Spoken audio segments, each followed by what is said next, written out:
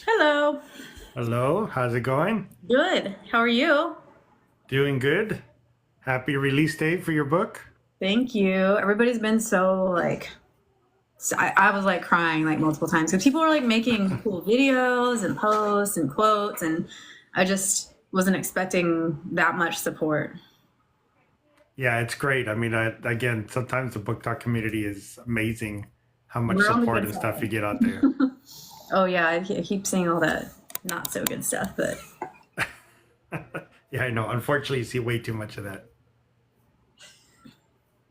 Nice that you yeah, got your Camila horns too for I the did. I put the live. big horns on. Yep. I have small ones too, though. But I was like, I'll wear the big horns because he's, demon romance. So, hi, Sammy. Oh, you have a question.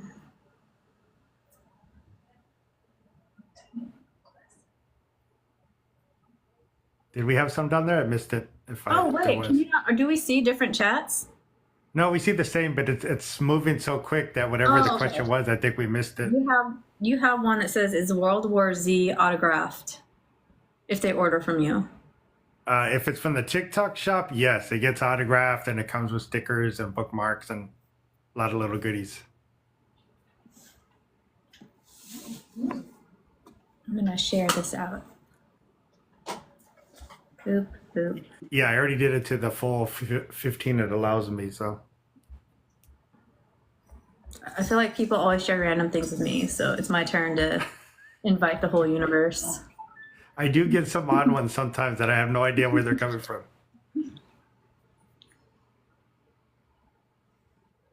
Hey, CH.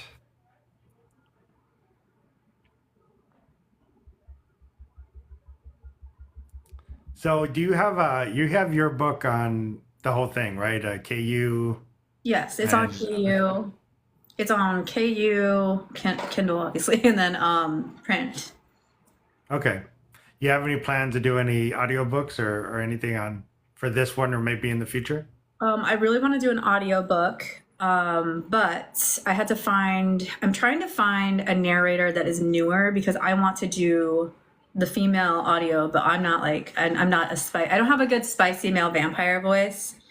My husband's trying to audition to be one of the spicy vampires, but I'm going to need him to actually read the book. So,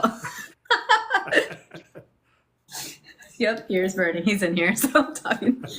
But yeah, so it's pretty. But yeah, so I would like to. I had R.L. Brooks read a POV from a spicy scene in book two. Mhm. In the book, it is from the female POV, but I wrote it from the male POV and I'll put it in the back of the book just like as a funsy.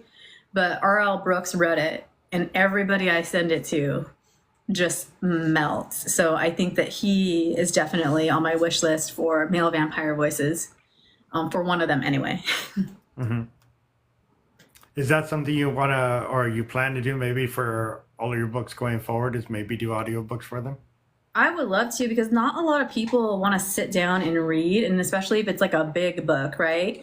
Like mine's not the biggest book, but it's 400 pages. So people like to listen to audio and get fully immersed while they're doing laundry, going to the gym, because that's what I do. If I find an audiobook, I do it. And then I buy the physical because then I'm like, it's like a trophy.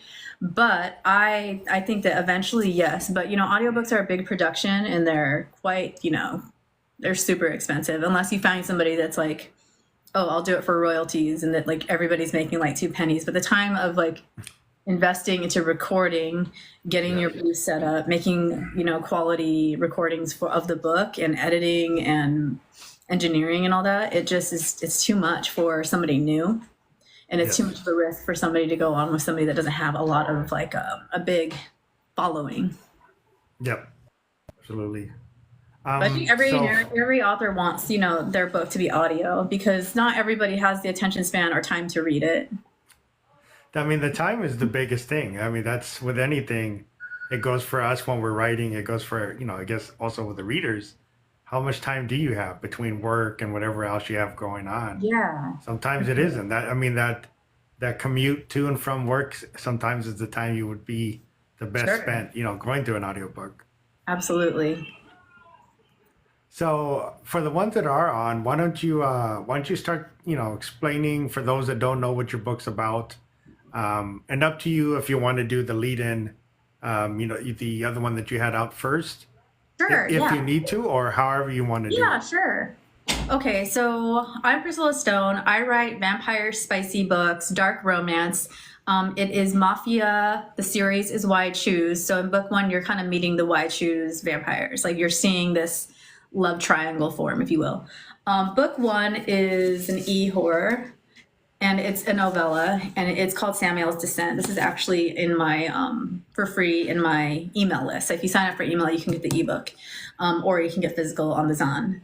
But this is a prequel following one of the vampires named Samael and his tragic descent into vampirism. It was not a happy moment for him. He was already kind of rough around the edges when you meet him as a human, but getting turned into a vampire against his will really kind of like made him go to the dark side for this book. So in this book, you meet kind of like the vampire mafia family called the Brood, and they see him and they're like, "You are giving vampires a bad name. We don't need this vampire stalker running around because we're trying to make people not be afraid of us because this is during a time where vampires just kind of like came out as real. So werewolves, vampires, and fae, they're just like, yep, we're real. And then as people do, they're very not comfortable with that fact that there's paranormal entities living side by side with them. So this book kind of covers him leaving with this older vampire that's gonna like show him the ropes and get him out of trouble because he's a troublemaker.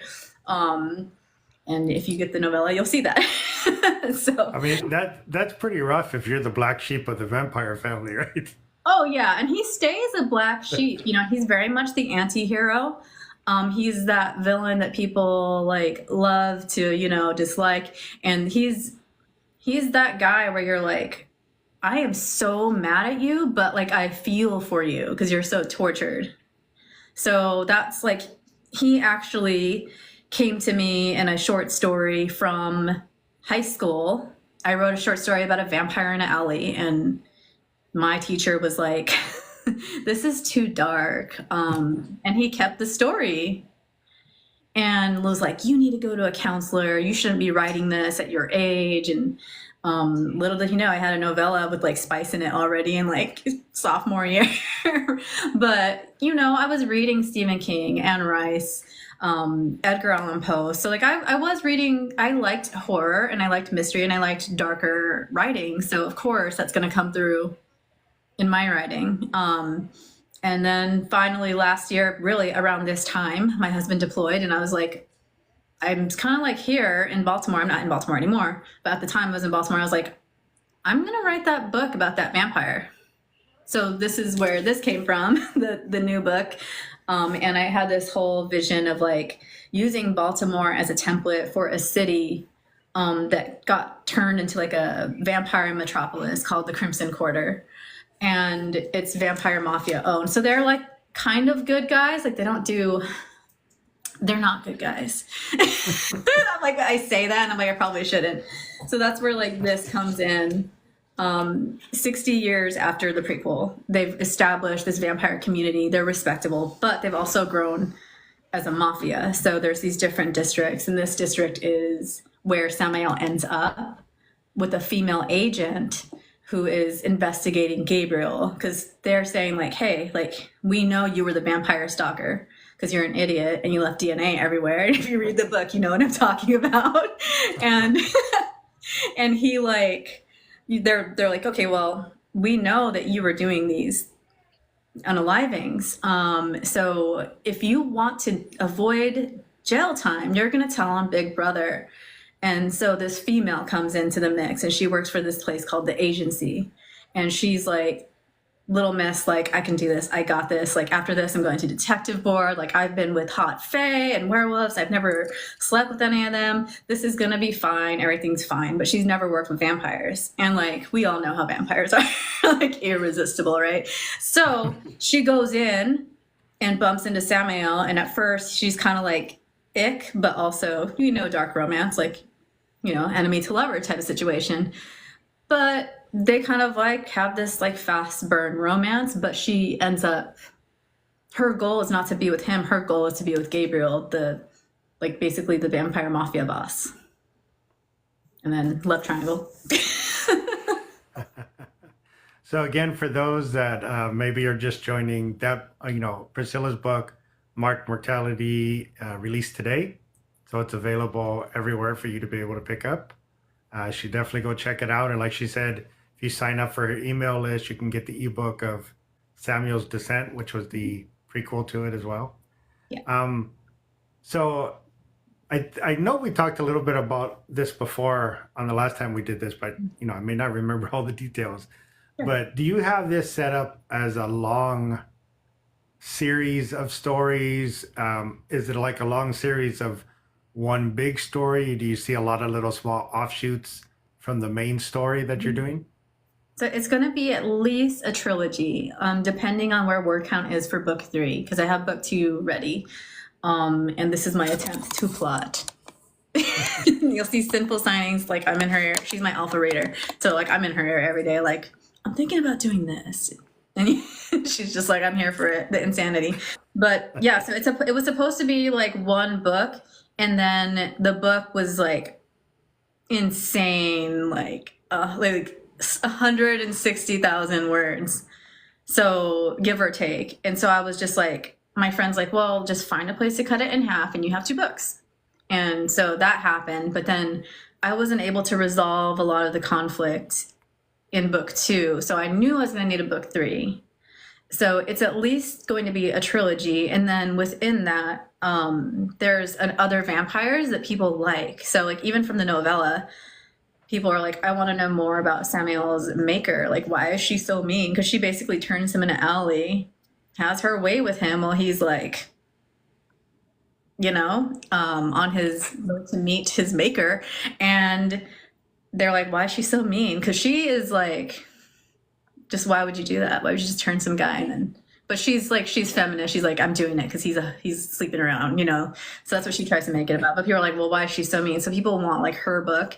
And then I wrote a short story in the same world as the Samuel's Descent, where there's a vampire named Angelo, and he's kind of like old school mafia. Like he works with like human mafia. So like his story is, they all have backstories. So there's some offshoots from this, but this one will be the main story of like the investigation with this female coming in, trying to like bust Gabriel and these laced cherries that are distributing in clubs. And then within that, there's mafia drama because like they're not supposed to leave like the club because he made this so they can use it with donors only. And now it's popping up in like human establishments. So he's trying to figure out who's the traitor. He falls in love with this FMC who is like living her alias and has this identity crisis. So yeah, it's definitely drawn. It's at least a trilogy. Okay. Usually you have to build a world out for some of these things, right? And like you said, you kind of use Baltimore as kind of the backdrop for it, as the city where this is built in, and again, as you do the trilogy, as you do maybe some of the offshoots, do you feel you're going to kind of maybe use that city you built out going forward, maybe even in future stuff, just because you have that city and that kind of atmosphere already kind of built out? Yeah, for sure. Because within this whole paranormal world, like the Crimson Quarter is not just for vampires; it's for any paranormal being. So like there is werewolves, there is fae. The fae are uppity though. They don't like to hang out with the vampires and werewolves. And I'm going to stay true to that because that's just how it is, right? In paranormal world. So they, I think there could definitely be some cool like werewolf stories in there, and also some fae just kind of looking down on them like, like you guys are judging as usual, right? Judging, exactly. But I have used real places, like the novella is very Las Vegas, and Angelo's, one of the vampire story, will be very Las Vegas. Places I've lived, Arizona, Las Vegas. So like the desert is really big in the novella, and it'll be big in one of the offshoots. But this one is more like urban, like, city. So again, going forward, do you really plan as of right now, or maybe think about it as writing some of those other stories, like again, the Fae, the werewolves, or would it always have the at least the vampire backdrop in those stories? There's always going to be a vampire. Like if I insert a vampire into everything, I mean, wow. Yeah, I insert vampires everywhere. So like even in my short story, I was just like, you could have just done like the whole like, you know, demon thing because that was the short story. Is about like a sleep demon basically, and then Hatman, if you're familiar. So like it starts with that, right? And then of course I'm like, well, this needs to take place in Angelo City, who is a vampire. So people are just sick of me and my vampires, but it's fine. They actually say they want a werewolf spin-off from your book. Oh So yeah. Lakin's like one of my best friends. I've known her for like 10 years. So her husband actually, who joined too, Tyler, read like the very first rough version of this, like just going into it. And he gave me his man opinion. And he's like, he's like, this rich vampire would not be driving that. So you need to fix the car. And then he's rated, he's like, your FMC is a sloot. I'm like, yes, she is. So just going a little deeper into that, for those other characters, right? If you were to start going into that, into the werewolves, into the Fae, and some of the other stuff, do you feel that you're going to kind of keep it with the mafia? Again, I know you're going to have some of the vampire background. Do you feel Yeah. you're going to keep it into the mafia background, or do you think you're going to kind of build out maybe their world a little deeper and go into that side of it? I think so with my werewolf, what I'm planning, I think it's still always going to have like that supernatural and X-Files vibe to it, where it's going to have like that case or that mystery. Yeah. So with the werewolves, I don't think that I will have them mafia. What I have like mapped for the werewolves is there's naughty ones and there's good packs and there's naughty packs. And the naughty packs, because in this time, like there's regulations on whether you can make more vampires werewolves, you have to like apply for it. So it's a lottery for their existence. So they're like, there's the bad ones. They're like, we want more werewolves. So they start stealing people from campgrounds. So it'll kind of have like that werewolf mafia vibe, but it's not going to be as glam as like, like they're not going to be up in the club with champagne like these vampires are. Isn't that the case always with the werewolves and the Or vampires? werewolves, No, I listen. In my world, the werewolves are besties with the vampires. They're bodyguards, of course. But they also are like they're loyal to their They're always vampire the friends. muscle. I know. I need maybe I'll give one of them his own club. It's gonna be a shack. Yeah, they're always like gritty, right? Like there's never who has a classy werewolf? Not that I need to be promoting other people, but T.A. Cruz, his book coming out, Uh-huh. War Room, he's got some classy werewolves. They're Oh, not nice. I got to check that out they're then. not backwoods. Yeah, the second that book comes out, you need to get it. Yeah, I mean, again, that's why I wrote mine because I was always like, why are these poor guys always? It's always the muscle. It's always the sidekick. I was like, they never get any storyline themselves. Yeah, I think that the one of the werewolves in like the trilogy, he definitely needs his own story. He gets sick of the main vampires stuff anyways because he's been loyal to a fault, and he's ready to like Laura says MMA fight a wolf club. Cage fight the werewolves. There we go. I like it. But yeah, I think he deserves his own story, but I don't know what he would do. I don't know what he would do. I mean, you could I always feel like one of I the still go things. back to like rustic. I'm like he'd go start I don't know, a distillery or something. It's not as exciting. You could always one of the ideas I had was for werewolves to have more like a cartel than the mafia. So it's a Oh, I little don't know. going that side of it. So you can always do that. This way you keep the Werewolf storyline, but cartel. you take them on that side of it. Well, I like that. They I are. mean, I thought of them as the sicarios. That's what I was going to use them That's what I for. was gonna say. We're just gonna. There you go. But then they're just muscle again, right? It goes They back to the are, same yeah. And I thing. even thought that with like the kidnapping the people from like national forest, because there is like there's like that whole like urban legend around forests and the cave system. Hmm. They could be werewolf lizards and just abduct people. I'm just kidding. Just- no, but like they do have like the human. They take humans to make more werewolves, so it's kind of like a underground of like it's not good, but then there's the good ones. But I still envision them just like these Hugh Jackman, Wolverine, you know. But yeah, even Yeah. if it were like what you said, I'm picturing like Pablo Escobar meets. Maybe they could at least be like Scarface. There you go. That's a little, You could you that's a could take little it that side. escaping slam, yeah. Just rewrite So all of Scarface, but with werewolves. there you go. Um, you so what you talked a little bit about it in terms of your love for horror and a lot of that stuff. Why don't you, what the ones that maybe don't know you as well, that are watching, why don't you give a little more kind of like a background of that side of it, why you do love that, or maybe what got you into that? Okay, well, I grew up in a house that had paranormal activity. So my grandma was a medium. I always had like sleep paralysis, sleep demons, and she would just yell at these spirits, and everybody thought she was crazy until I started experiencing them.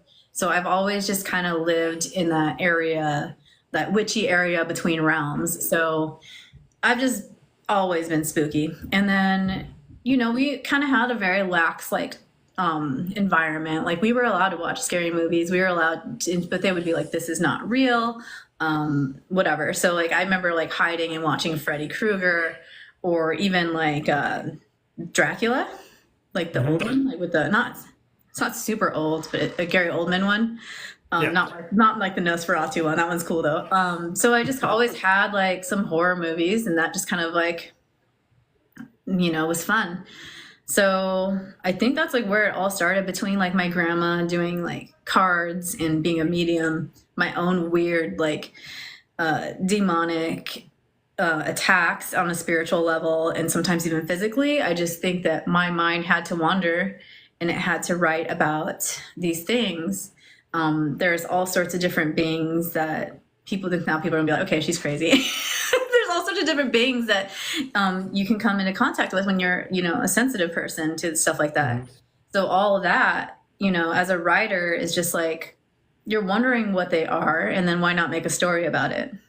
And then Hmm. my grandma watched like Star Trek, the X Files. So we just kind of like all had like a weird spooky interest, and that was her. So I'm, following in her footsteps, keeping the spooky alive. And Hmm. just finally was like, I need to write. I was writing weird stuff when I was like in seventh grade. And again, they're like, this is dark. Why are you writing this? Let's go talk to a counselor. So I've just been sent to counselors the whole time for my writing. But now it's okay, because there's people that write a lot darker than me, and there's people that write a lot lighter. And that's okay. You should be able to write what you want to write and read what you Hmm. want to read. Exactly.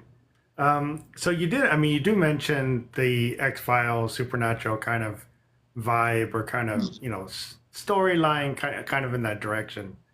Do you ever think, again, outside of maybe your trilogy story now and some of those, sub stories that are go off of that, do you ever feel that you do have something in the future that you will write more on that side of it, right? More on Yeah. the paranormal, the spiritual, the demonic side of it, taking it in that direction.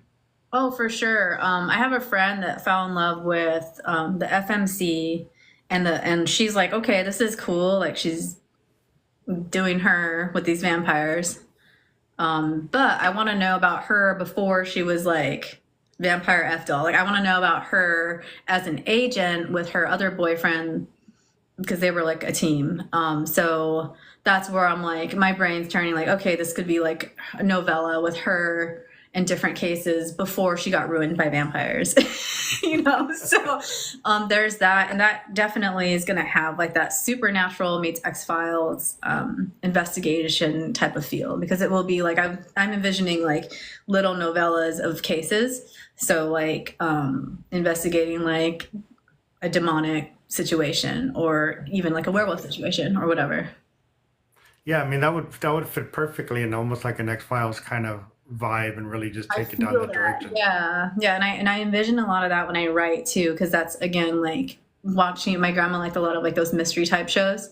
So we would watch like, Unsolved Mysteries, Sightings, X-Files. So like my whole mind when I'm writing is always that like that very dark or like even noir, like old detective vibe. So Yeah. I just like that. So that's, how I think a lot of my books will be. I don't really know how to write anything that's not in kind of like a nighttime or dusky type environment. But then again, watching all these movies, right? Growing up watching scary movies, horror films, even like the old silly ones where like you're like that this Yep. the fakest thing ever. Like The Mask is obvious, and I just love that, and I love like all the '90s horror, like Scream and all They're those. all amazing, right? They're all, Love it. even that's the one thing about horrors. Even when you watch probably the worst one you've ever seen, you're just entertained sometimes Oh, for absolutely. Like whatever that Jason is, versus 90 minutes. Freddy. Come on, dude. Yeah. We didn't need that, but we did. So, or Predator versus Alien. Like we all watched that. Like, Yeah.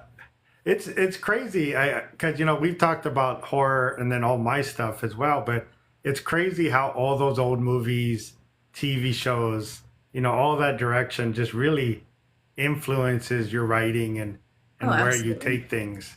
I mean, I know I haven't really had a chance to read yours yet, but I know unfortunately or fortunately in all of mine, essentially everybody dies. There's not a lot of people left to do a book two or really do take it, Oh the my story any gosh. further. It's so hard to like plan somebody to not be around. Like I almost took Sam out in book 2 and I was like, I can't do this because people's response to him in he was supposed to stay the bad guy and the mafia boss Gabriel was supposed to be like, White Knight, I'm here to save you. And then I'm like, wow, I really wrote him like a narcissist, like that boyfriend that's like perfect on the outside. Then you get home and you're like, fuck, like, And then Sam is like this guy that's like tatted, like rough around the edges, but he might make you mad, but he's gonna make you a latte or a smoothie and a fuzzy blanket after. He's just like he's like a softie on the inside. So like at the end of book 2, he was supposed to, and then as I'm writing it, people are like, if you hurt that man, we're done with you. We are done. And I was like, no, you're right though, because he's been with me since high school. Like I have a unhealthy attachment to him, and he needs to stay. And then I'm looking at him. I'm like, wow, there's somebody said that he didn't have like growth, and I'm like, buddy, he's only unalived 2 people in book 2, whereas the That is definitely growth, first one, he was like, right? like he was a serial unaliver. Like he had a lady of the night snack the night before his wife's funeral. So like in this next book, at least when he messes up, you get a latte and you get to leave the room. So with your, breathing. So Isn't that the best part though? Is when you do write some of these characters and people do like, don't touch them, don't yeah, do anything to them. Make sure. I they mean, it wanted to cracked me text up. him. It cracked me up when you were beta reading for me. You're like, Oh my don't do anything to Camila. God. I was like, if he leaves Camila for this little thing that just popped up out of nowhere. And I mean, that's kind of what I got from a lot of people that read it. They're like, it's Yeah. always Team Camila. It just automatically goes to that side. And we don't care what she does. She is like the darkest of the dark succubus. Like, and like, She's definitely over the top. I mean, there's no boundaries on that one. no, like your book was just gnarly in the best way possible. Like every sacrilege was committed in that book. So if you guys think I'm dark and you're mad at me, go read it.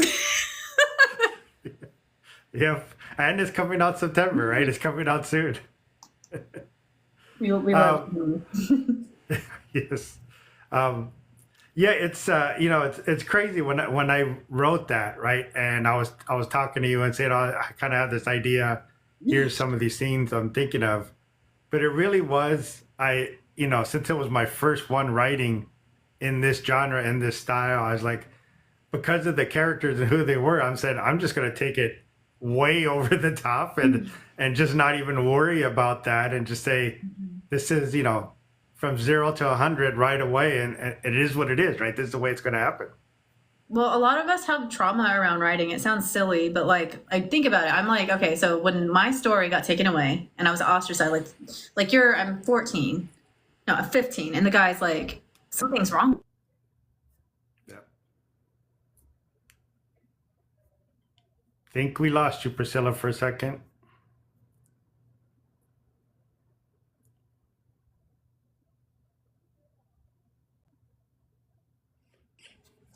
Yeah, I felt like There you go. I had a lag, and then it just like cut out. Yeah. Yeah, we're talking again about you were talking about when the stories were taken away in trauma on that side. Yeah. So a lot of us are afraid to write what we want to write because we're afraid of being, looked down on, or even told like you're to this, you're to that. So any time a person's come to me, I'm like, it's funny you're coming to me because I've got like one book, two books published now. But at the time they're like, oh well, I have this idea, but I'm afraid it's too dark. And there is actually a narrator, Ethan Gray on here, used to go by Grumble, told me, because I wrote a short story for him because he was, doing lines for indie authors, like reading them. And so I wrote a short story. I'm like, here's like the dark version, and then here's like the super dark version. And he's just like, you need to just write what you need to write and let your editor tell you if that's going to be too much, or your alpha readers or your beta readers, Yeah. or your arc readers, they'll tell you if it's crossing certain lines that you need to be aware. If it so when he said that, and then another writer on here, Sean, told me the same thing. Like, just write what you want to write, and if it's too much for people, then either they don't have to read it or you can revise it. But until somebody says that, you need to get it out. So there's other authors that are just starting to write that have kind of messaged me and been like, so I have this idea, Hi, Maria. but it's really, taboo. And I'm like, write it. Don't ask me to gauge it, because my level of appropriateness, like, I know how to behave in front of certain, like, I understand right from wrong. Like, I'm not a sociopath, like, I have kids. I'm not like walking around with horns with my kids, I mean, sometimes, but I think it's funny. But like, I'm not gonna, like, I know how to read the room. So I think that, but also, like, if you're passionate about your art, what you're writing, like this, like what you wrote with the succubus story, I would not say not to write it. But also I have a high threshold. So, so I can't, I'm not a fair gauge. I've got the moral compass that's spinning when it comes to fiction. I mean, honestly, I did when I sent it out to all the beta readers. I did, I always kind of preface it by saying, look, I understand this is not for everybody. And if it's too much, please read the trigger warnings. If it's too much, I won't feel bad. Just tell me you can't do it or it's not for you. I understand, because it's not going to be for everybody. Oh, no. Especially when you purposely write it over the top. You're like, Sure, I know there's a lot of people that are not going to be into this story. But that's the horror writer in you. Like, because when you write horror, you have to be comfortable with unsavory things. You got to like the gore, tons of red, icky, sticky things that, like, people. Thank you, Simple Reads. Oh yeah. When it comes out, you also have to check out his zombie book. But yeah, you just have to go in with that mindset. Like, and then there's people that will read it, apply for the arc, and then be like, oh, that was in there, and you're like, question 13 on the arc. Yes. Do you want to F a vampire or not? You're in. Yeah. It's it's interesting because For you, it'd be like, do you want a demon to violate everything? pretty much. But it is interesting because one of the things, like you said, especially with horror, because horror, and then there's extreme horror, which I may have gone into a little bit more in the zombie, but definitely with Camila. But again, there's But with levels zombies, of you that. have to. A zombie's You not going to have come it up have with to, a right? napkin on his neck and get a little fork and, cutting utensil. And Yeah. just, I mean, he's not going to it's nibble it like a little chicken wing. Like it's a zombie.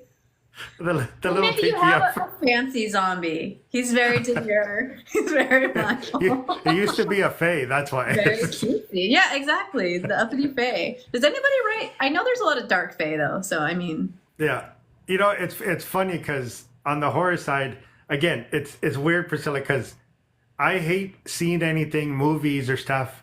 I hate anything where you see children get hurt, right? yeah, I can't do it. And sometimes I'll just stop watching it. But I don't know why, for some reason, in my zombie stories and my La Llorona story and stuff, Oh my god. I have stuff with a lot of kids, and Shauna always makes me laugh because she's like, "Really, Adrian, the children again?" I like, but it fits the story. I kind of have to have it. Yeah. La Llorona, you have to have the kids. That's the Yeah. story. And with zombies, Yeah. like, you're gonna tell me the whole world is in shambles, but like all the kids are fine. Now, okay, Yeah. people ask me that about my novella. They're like, why didn't he, do his whole family in, like the kids and everything? And I'm like, I can't. Like, he's not a zombie. He's a vampire. Come on. It's weird though because on the outside of writing, I design furniture, right? Develop and design furniture, sofas, dining, everything. And one of the things I've learned over the time I've done it is you don't worry about what you think other people would like, right? Because I do a lot of research and looking into trends and with colors and things people are doing. Yeah. And I don't worry about, some people won't like it because I know the mass middle will like it, right? And I know Yeah. the thing. And I've kind of taken that into my writing where I don't think about the ones that may not like it or the ones that aren't interested. And I'm just saying, sometimes I don't even think outside of the story. And I'm just like, this is what I think the story should do. And I'll just take it there. And then, like you say, when you give it to your beta readers and they come back and they're like, I'm completely confused, or, that's Yeah. way too much. Then, then you go, okay, maybe that was a little too much. I got to bring that in. Yeah, I think like Lakin says in the chat, the right people will always find it. And Yeah. I realized, like as a horror, erotic horror, and some certain genres of dark romance are like vampires aren't in right now. Like they're just not. Like people are all about like the winged guys, right? Like we want wings and horns right now. So like the vampire thing is very niche, but people that love vampires, that's who I want Love 'em. anyway. I'm not trying to convince a romanticy person that wants a cozy romance to read my book. I mean, there are some cute cozies, but for the most part, he ruins them every time because he's unhinged. So like if you are like, if you're and some people want to like read outside their genre just to like kind of like give it a chance too. So there's those people too that you can't get mad like if they don't like it. But at the same time, like there is your audience. And I told myself going into this, like, as long as I love it and like, as long as I get a few, like I was like, if I get one other person to fall in love with my vampires, I'll be happy. And then now I have all these women messaging me like, I'm delusional, I'm in love. Like, do not hurt him. But again, it's probably the most important thing to learn as an author, I think, is to just write what you love, right? Write the story you want to write and write what you love. Because like you said, and like Lakin said, is that they will find you, right? There's an audience for, doesn't matter what you write. I don't care what you write, there's an audience for it. The challenge all of us have as authors is finding that audience or the audience finding you. But there is an audience. So you never want to go in thinking nobody else is going to love it. If you love it, just write it. Just put it out there and let the people find it. Because like you said, you do have some people that jump genres.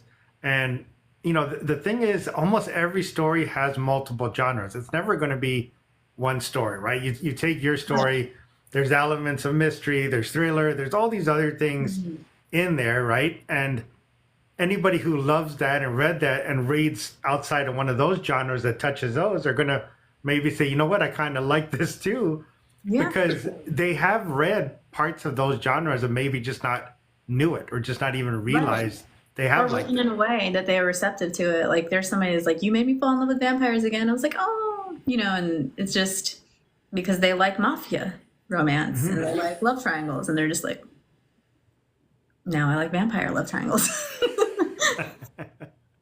I don't read a lot in my genre. Like I read a friend. I was alpha reading for a friend, one of his books, but I don't read a lot of like PNR because I try to keep my vampires like as is with what I've already seen throughout life. So Anne Rice, True Blood, Blade, all the '90s vampires, Buffy. What is the other one? Lost Boys is a big one for me. So like people like I think that does reflect in the right because people have mentioned like those movies like, oh, it reminds me of this. I'm like, good, because that's kind of like my influence. But outside of this, I do like to read just mafia romance in general. I just like and demon romance. I can't not read demon romance, but it's I do the same thing. I did not, and I really have not, and I want to, but I haven't read any other werewolf books because again, like you said, I wanted to keep mine different and separate, and I don't want you're never going to try to take anything, but you don't want anything seeping in there, right? You don't want anything ideas seeping in. So I haven't read anything, right? And again, I really hadn't read any succubus type of stories. So I just said, I'm going to take it this direction and kind of do it the way I want to. And I actually started writing book 2 for the werewolf one, nice. which is interesting because the only way to explain it is if you know Logan, right, which is Old Man Wolverine, and Lost Boys is really what book 2 of the werewolf is about. Oh, because I like that. there's like young unsupervised werewolves running around causing havoc, and the main character from book 1 is old, beat down, doesn't like heal as Wolverine. well. Yeah. So and really he's it's all white hair now that he's coming around. Aww. He's just beat down, but I love both of those movies. I love Lost Boys too. Since when it came out, and I just thought that was a great mix to put those together. And that's why I haven't read any other werewolf for that reason. I was like, I'm just trying to keep my head in the story, kind of in what I wanted to create. I stereotype my werewolves, as you can tell. I know they're all just muscle. You're just muscle. I think we talked last time we were talking about it. I think you had one as like a landscaper or a gardener. So oh, like, that's for my that's for my desperate housewife, witches like witch, coven meets desperate housewife. These poor werewolves just get no love. You're just like this like stay-at-home like wife in a suburb in this book, not in real life. And you might look outside and see some dude mowing your lawn, and he might be a werewolf. Or, you got the other possible, one. Right? She's just getting her husband's affairs in order. And the lawyer just so happens to be a vampire because he's not a trashy werewolf doing landscaping. I'm just kidding. I'm just kidding. Always the poor werewolves. Okay, fine. Well, you can't really have the vampire doing landscaping. Because, like, my vampires don't die from the sun, but they're not a fan of it. It just makes them mad. Just like a 2-inch layer of SPF, that's all they need, right? It's true, yeah. Depending on the author, right? Mine just get bumpy, and then, but yeah, I guess you're right. Werewolf investment banker. I'm looking for a guy in finance that knots. There you go. So it's interesting.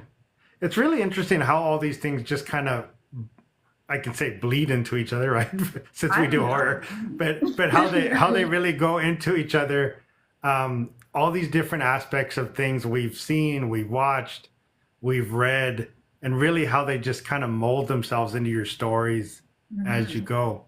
One of the things I did want to ask you, again, for the viewers is when you do, I know you had in the back, you kind of have your outline and you're going through that side, but do you find yourself for the most part sticking with it, or do you really just kind of let yourself go once you're in? Once I'm in, the characters do what they want. Like there's a character, he wasn't supposed to get it until book 3, and he inserted himself quite literally into book 2. And I was just like, you gotta wait, man. You gotta wait. I'm like, but he's just in my mind. As you okay, so when you write, I'm sure a lot of authors see this. Like you're watching a movie and you're trying to write it down, but the movie's in your head. So Hmm. I'm writing a scene and it's a spicy scene, and then another vampire is just in the corner, just like, Being a let me little get in on, creeper. let me get in on that. And I'm like, no, it's not your turn. You get your turn in book 3. And he's just, let me get in on that though. And you're just like, what would be hot? And then you just let him do it. Or again, with the example, like Samuel was not supposed to be sweet. And he does a lot of sweet things. He does unhinged things more, but so does the other one. So, but I didn't plan on him being such an alpha hole like the other vampire, but I have my plot points. Like this scene needs to happen somewhere. But then, hey, there's sticky notes. Sometimes they fall off, and I find them a week later. I'm like, I already wrote You're like, that. oops. Book 3. Yeah, it's. I mean, the unhinged characters are just too much fun to not just let them do what kind they of go where want. they want to go. Like, okay, you do what you want, but we have to eventually get on the yacht and have spicy time, all right? I have these 4 stickies I have to do, so just remember that. I really tried, all right? I tried so hard. Like, I have a tree. Like, just, I mean, that's more than I do. I can't outline anything because it just doesn't follow it for me whenever I start writing. I just these let are the it ones that go. fell off. They may or may not make it. That'll be one of the novellas. You got to put those in the novella. Exactly. So have you always found you wrote the same way? Has it always been maybe somewhat outlining and just letting it go, or have you changed over time, or have you noticed any changes? Since high school, I've just kind of written as I see it in my head. And it's always, Yeah, I've noticed, kind of like somebody telling you, like, as it happened to them. And yeah, then it pulls you into the scene. So, like my husband said it perfectly. Like he was when he did start reading, he's just like he's more of like high fantasy, like sci-fi. So he's just like I'm just not into vampires, doing the thing and being mean to women. So, so, just put so them on a spaceship and just change the location. that would involve tentacles. There you go. Which I have thought about because I was in a tentacle anthology.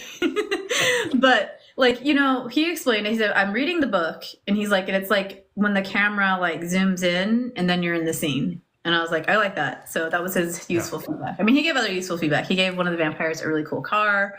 I never would have thought of that. So, also like Not the metal. Corolla she was driving before. He is the vampire king and he drives a minivan.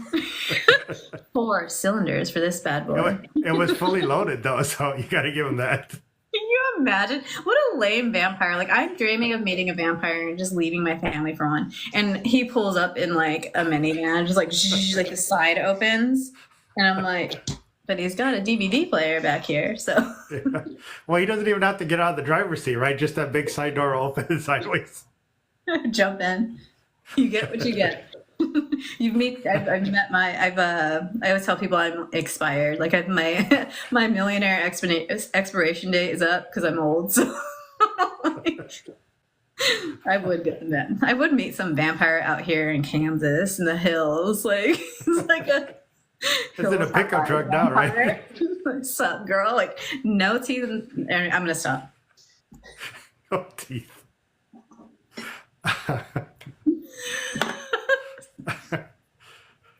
Which is fine. That really went completely a different way. Yeah, again, it's interesting because I have bounced a lot of ideas off of you as well. Like you were saying, some of the other authors ask you on some of those things, and it's always interesting how well that works when you do have some other authors that you can just say, "What do you think of this idea?" Does this work for you? Because like I said, when I was writing Camila, I did have that idea for the dark romance girly chapter. And Oh I just kept yeah. sitting there and I kept thinking of it. And I go, that Yeah. would kind of be kind of funny to me if I put that in there, but still stay within the storyline. And I remember sending it to you and Shauna and you're like, yeah, I love it. So I go, okay, I'll put it in because it just kind of, it wasn't even part of the original story. It just kind of popped out of nowhere. And I just said, I go, to me, this is kind of funny. And I It think I is should kind funny. of put it in this area. Camila wants to play with the dark romance girl, and you know we would all get in that car with her too. We Yeah. would. We're just like, okay. She wouldn't even have to hide her horns. We'd just be like, in. And then she's with him, and he's gorgeous too. So it's like, Yep. Uh, so on, outside of all these things, have you ever thought about other things that you may write at some point? Maybe outside, I don't want to say outside of this genre. It can still be in the genre, but yeah. maybe other storylines that you've thought about and kind of have them on hold. I think the one that's on hold is the Housewives series. It's a 3-part. I'm not even joking. It's gonna be like witchy. It's gonna be like Desperate Housewives meets Coven, because like Yeah. just like my mind wanders, man. Like we end up in these suburban areas, and I'm just sitting there, and I'm like, what if? Can you I at mean, least what have if the like a werewolf werewolf own the started like landscape doing my company though? lawns? What if I got lost in the cornfield? There's a prison on there. So like my mind is just like story, story, story. I joked with my friend. She's in here. She's trying not to laugh. She's like, so we were like, I told her I'm gonna write an anthology while I'm here called Landlocked in Leavenworth because I'm going crazy. And everywhere we go, I'm like a story, a story, a story. Do you I mean, I do this all the time, but do you write multiple stories at once or do you like to just stay on one? Because unfortunately, I got like six going, I think, at one time right now. I have like outlined. When I say outlined, like people are like, wow, you have it together. I have multiple notebooks and weird notes. Poor sinful reading in here. She's my alpha reader. Like I sent her a document. It had all my insanity notes, like random scenes. I'm like, this needs to be in the book. I'm like, I am so sorry. Like there's things that happen in between that one and that one and that one. It's like plot. There's like one word. So like I do have like random ideas and always on my phone, like in the notes section, like Yeah. I'll just sit and daydream and have like an idea, and that's how like the whole housewife thing happened. Like I was joking with my friend because I was cleaning the toilet because I am a housewife. I'm a house demon. So like, and I was like, what if like, wouldn't it be funny like if I just like have this story where like I've left my rich vampire boyfriend and I'm like, I just need a human man because you're too much. And he walks in behind me as I'm cleaning this toilet is like disgusting. So that's how like things happen. Like I'm doing some boring thing, like making dinner, and I'm just like, I'm like, what if this weirdness happened? And then I have like other And there friends. goes the phone, right? The little notes Yep, on the exactly. phone. Like a pot's boiling over, things are getting lit on fire in the broiler, like, and I'm just like, it's good. Like I gotta write this down. 3 a.m. My son, why are you on the phone? I'm like, I have a line in my head that needs to come out. So yes, Yeah, I have multiple stories. Oh, that's it insane. is Yeah. it is crazy though how many different ones just automatically come and I wind up sometimes writing a whole chapter instead of just a note just to give me like part of the story. Yeah. But it is crazy how many different things just pop up at once, right? And you just like because I'm very similar to the way you said how your husband said is like it's almost like you're dictating a movie, right? And that's essentially how I write too. It's like I'm watching the movie and I'm writing down what I see in the movie. And that's why I never outline anything because in my head I'm kind of watching the movie as it goes and I'm just Yeah. following scene to scene. Yeah, sometimes Um, you like think about scenes like as like you're doing other things. Like you'll plot the scene in your head, but you're watching it. You know what I mean? Like yeah, before bed. Like before bed, I'm like, and I told Simple Reads, I was like, I had a dream about my vampire, and it started cool because I was plotting. I was stuck in a scene, so I go to lucid dreaming techniques, and I don't get to do it all the time because I don't practice it a lot. But yeah, the one time it worked, I was in a building that I was stuck in a scene for the book, and it started off cool, but then dreams get weird. yeah. He was not. He scared me in the dream. So I woke up. I was like, "It's not supposed to be like that. Like, if I meet that vampire in a dream, why didn't I?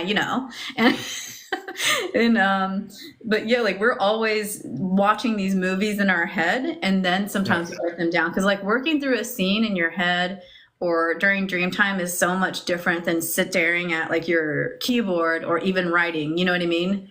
Yep. Because you're in that like locked stage, and it almost connects you to that like moment of writer's block. Whereas you think about it different ways, watch it different ways in your head, draw it. Sometimes people are able to break out of that scene and figure out the next part of it. Yeah. It is crazy because I do, again, I've always thought this, but I don't know if it's true, but I've always thought that when you just allow it to come, you just allow the story to come, you just kind of write, right? And that's why I have sometimes six things going at once, because I'm writing on the werewolf book too, and then I get kind of through it, and then I start thinking about my Vikings versus werewolves, and I go over there and I do something in there, and I go back You're to my sending horror pictures short of vampire stories. queens. Yeah, now I got the vampire queen thing that I'm thinking of. I already have a whole scene in my head for that one.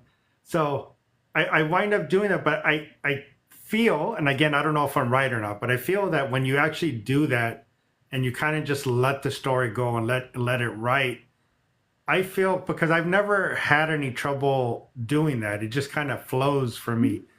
I feel that maybe when you don't let it go where it wants to go, that sometimes that's when that writer's block does hit, when you're trying to force the Forcing. scene or trying to Yeah. force the plot or something, rather than just say, let them do, like, your creepy little per vampire in the back corner that said, hey, I'm over here. Can I come in? If Hello. you would have ignored that, that scene may not have gone really the way you wanted it. And finally Yeah. you just said, okay, leave me alone. Just come in here. Get And it then in, it man. takes Get it in. itself, right? Well, it But worked out it's later in the interesting how book that too. works. Yeah, and Yeah. it always ends up working out. So like later on, like I realized how I had it plotted in my head, or I hate saying plotting because it's like it's literally bullet points or sticky noted, Yeah. right? So like later on, like they were supposed to hook up, but then I was like, well, if they didn't have like, so initially it was one interaction, and then the tension a little bit, and then the hookup. And I'm like, that kind of felt like out of nowhere. She's just like, and then she is out of nowhere. Like, I love him. I love him. That's just why choose, right? But for this one, I was like, okay, so if they have this like love triangle happen two times, then he's going to have more of a reason to want to be there because obviously he's a man. And once he's there, he wants to come back. So I think that's how it works anyway in my world. Um, but it really is kind of weird because, okay, so for Camila, you know the whole thing. You read the entire story. And Camila originally was not even part of the original story that I had, because Oh, the original wow. story idea was really a short story. And it Yeah. really was, the whole, and I don't want to give it away, but the whole Elena scene with the Yeah. notes, with the letters, that Yeah. was my original short story. That was going to be like an old Spanish Victorian time love story that I Mhm. was going to do. It was like a ghost story. And then I kept thinking about it and I said, I want to make this bigger. And that's really when I went, hold on, let me just do the little map thing Hold here. on. The Yeah. puzzle. How Yeah. you? And then that's when I took it and I said, okay, let me put these other two. And then I just let Camila take the story over and say, Yeah. just let her do. Camila. It's definitely, she kicks the door down and just never leaves, right? She just stays there. But everything came really from really, which winds up being like two chapters in the book, was the Yeah. original short story idea, and just blossomed from that into the whole story. That's how it is. It's like a little seed, like my short story in high school. I was like, I want my vampire back, and now I have a series.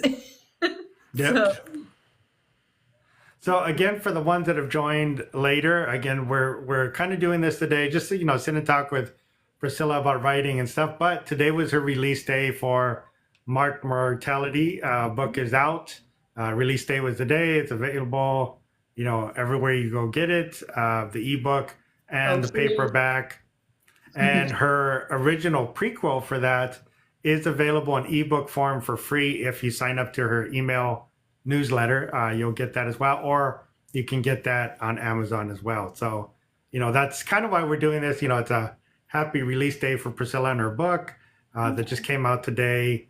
For those that do know of the indie author block party, I think I saw a note where CH said that I think Monday you're getting the full block party treatment where you'll have like five or six different authors shout out the book and the whole thing. So, there's a lot of things we do like that for our indie authors just to try to get our work out there because again, that's the biggest thing for trying to find readers to find our work.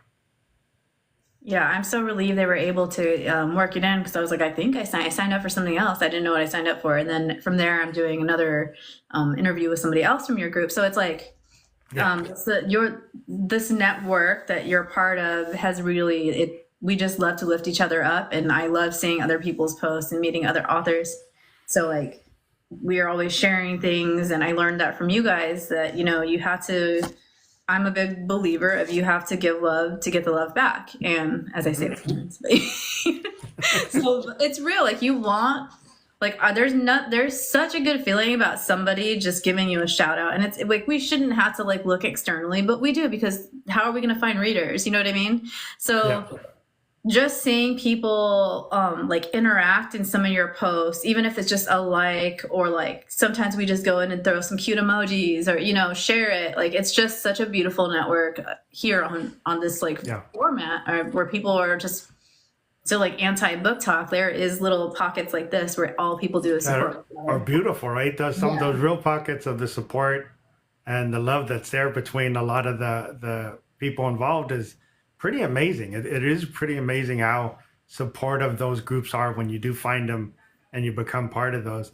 It's funny because, a lot of times I'm not able, I'm sure people notice, but sometimes I'm not able to actually hear the post because maybe I'm at work or I'm driving or something. I mean, so a lot of times you'll see me just put a little. Post, you're like, that is not for people's ears.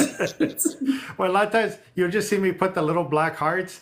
I don't even know sometimes what you guys are saying. I'm just like, okay, I know I'm supporting them. Let me repost and just make a comment. A lot of times, unfortunately, I don't know because I can't listen because I'm in the middle of something. It's like a 5-minute break I have, and I real fast go through, see what I'm missing, and try to get everybody's posts out there. But it's funny because sometimes I can go hours and I've shared and liked and commented. And it's like, I haven't heard anything. I don't know what anybody said today. I don't know what any of the posts said. And I'm just like, I'm just trying to get it out there and share for everybody. But it's funny. You try to do everything you can to at least get, every time like I said, every time I see your stuff, I put it out there.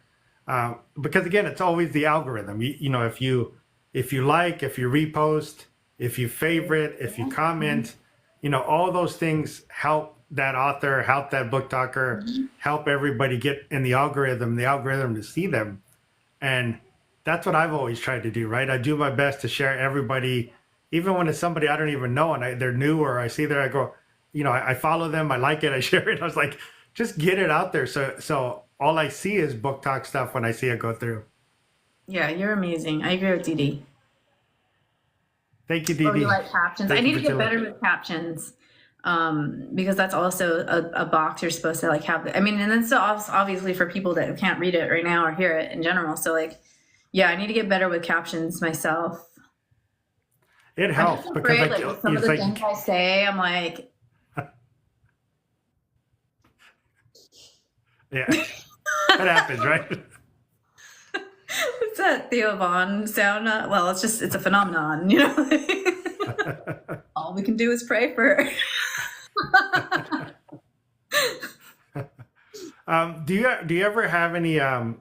This is one thing I was going to ask. Do you ever have any thoughts of opening? Once your books start coming up, opening a TikTok shop or doing a Shopify store so people can buy your signed books, or is there a way now for anybody to get your book signed?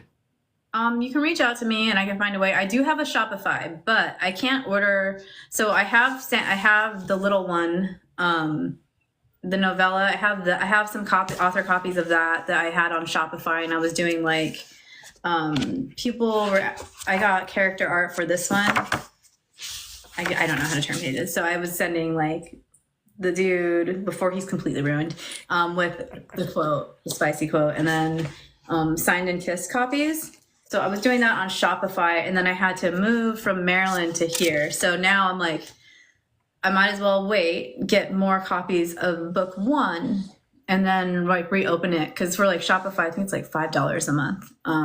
But I am something like that, yeah. but it's convenient. So I think it's worth it, as long as you're selling the books. But it's convenient, it's pretty, it's easy to set up and personalize. But then again, I do have the TikTok shop like set up, so I just have to do it. But I'm like an audio sleuth. Like I love like audios, so I don't want to like lose any audios. But yeah, if somebody wants a signed copy, hit me up. I haven't ordered author copies yet because these ones are a little more, because obviously like a 400-page book, like it's not the biggest, it's not the thickest that I've seen. So, but it's still, it's not biblical proportions, but I mean, if you Yes, shrink. Sorry, I have ADD, everybody. Probably should have said that at the beginning. Unmedicated. yeah, I just opened my Shopify store like a week ago, I think, or 2 weeks ago. I don't remember now. I just opened that, but I do have the TikTok shop for my signed copies as well. But yeah, I just wanted it out there so people know if they can get a signed copy or not of your book.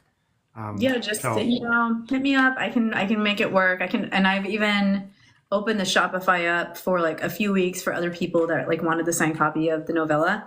So like I just kind of messaged them like, oh, it's open. I'm gonna have it open for like the next 3 days.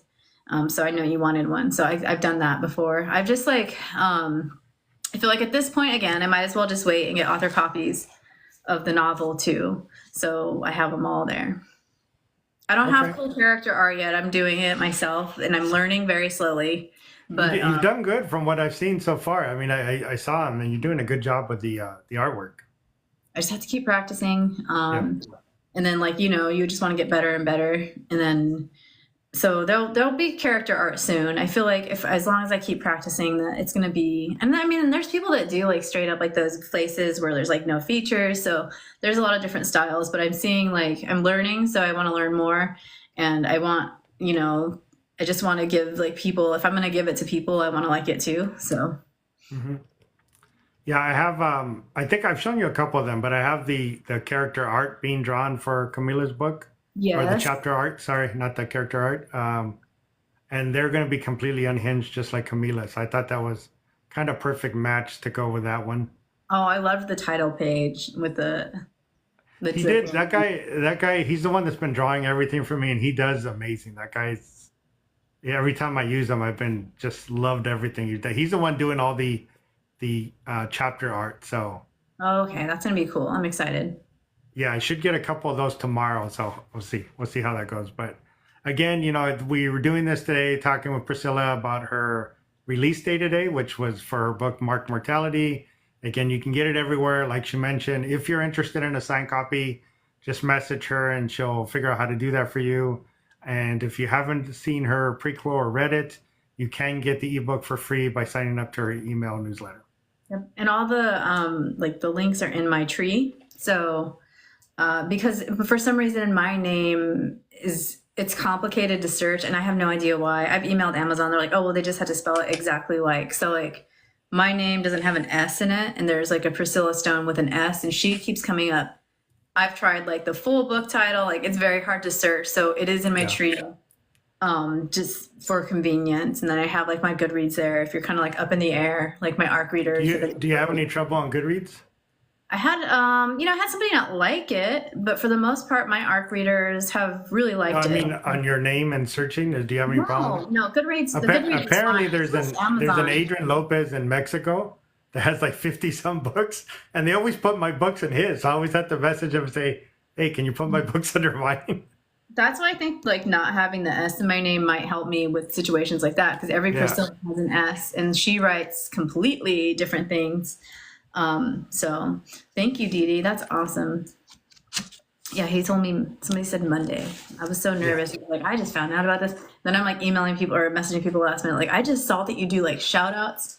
And they're just like, no problem. Like, they work you in. People are just so willing to work with you here. So, Yeah, it is amazing. But again, Priscilla, I've always enjoyed talking to you, going through this stuff. Talking about these books and everything. And does anybody, before we sign off, does anybody have any questions for Priscilla or myself that's on right now?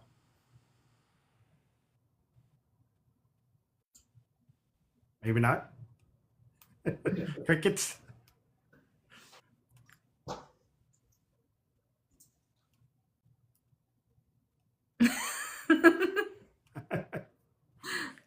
How do I get the That horns? must be yours, Priscilla. A headband. I used to make crystal crowns, and I had these headbands left over, and I got these horns at the Renaissance Festival. And I was like, they had like a piece of string. They were just like sliding everywhere, so I put them on the headband. I got baby ones too. These are my bling ones. These are for special Bedazzled? occasions. Those are the bedazzled ones. I have like an unhealthy headband situation, like cat ears. The plain horns are for the minivan vampire, and the other ones for the expensive car. This is for when I meet my rich vampire because it has rhinestones. This is for like my, he's like in the meantime vampire.